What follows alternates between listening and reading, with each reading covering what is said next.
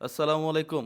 সমস্যা হইতেছে এই চোখে, সমস্যা হচ্ছে বাম চোখে।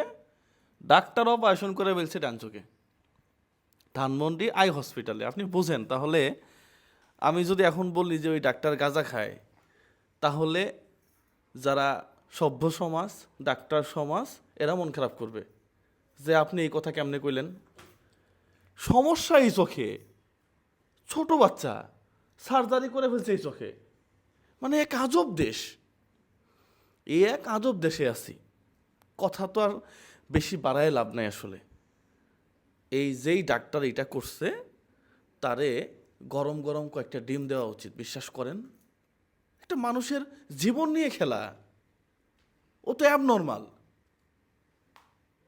ও যখন সার্জারি করতেছে তখন বুঝবেও না যে কোন শোকে সমস্যা, নাকি এই মাল কামানোর জন্য হুদাই চোখের মধ্যে অস্ত্রোপচার করে ফেলছে। এ আজব এক দেশের মধ্যে আছে, বিশ্বাস করেন রে ভাই। আজব এক দেশ, এর বিচার হওয়া উচিত।